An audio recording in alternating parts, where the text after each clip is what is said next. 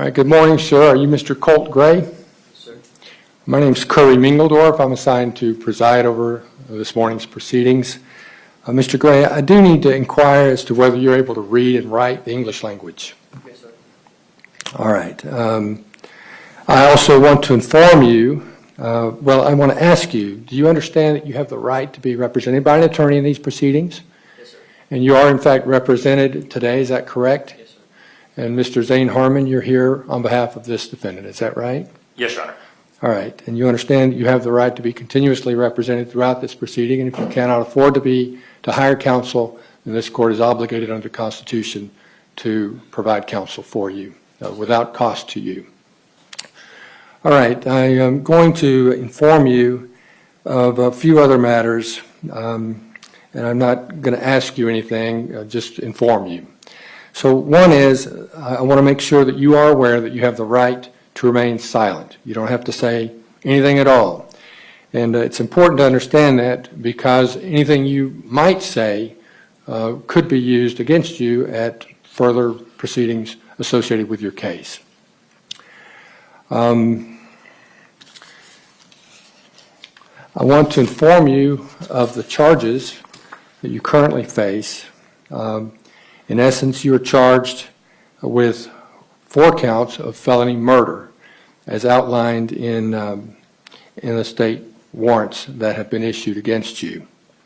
I want to make you aware that the maximum penalty for felony murder, so for each count, the maximum penalty is that you could be punishable by death, by imprisonment for life, without parole, or by imprisonment for life,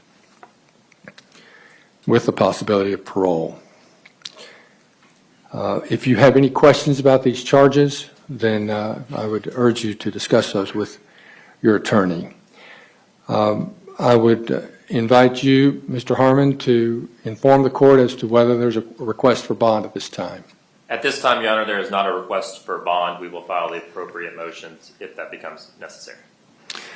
All right. An indictment by the grand jury for most felony offenses or accusations, well, you have the right to receive an indictment for these offenses. And I assume Mr. Brad Smith is here on behalf of the DA's office, or he is our district attorney, and he's accompanied by Ms. Patricia Brooks, who is his chief assistant. A preliminary hearing, you'll have the right also to a preliminary hearing, unless you make a bond, which of course at this point there's no bond being requested, or unless you waive such a hearing. You have the right to a speedy and public trial by a judge or a jury.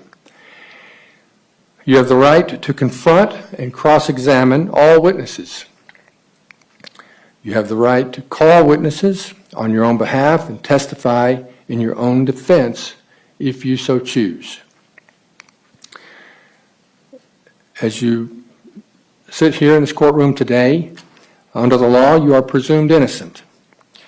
Your refusal to testify at any point in any proceeding will not be used against you in determining whether you are guilty or not guilty.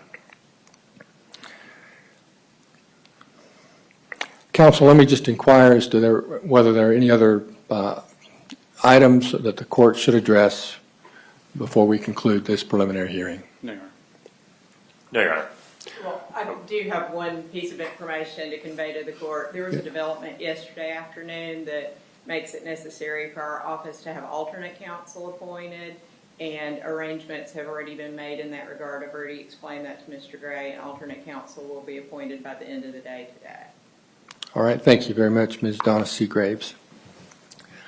All right, then with that, this hearing is concluded, and you may escort this defendant out.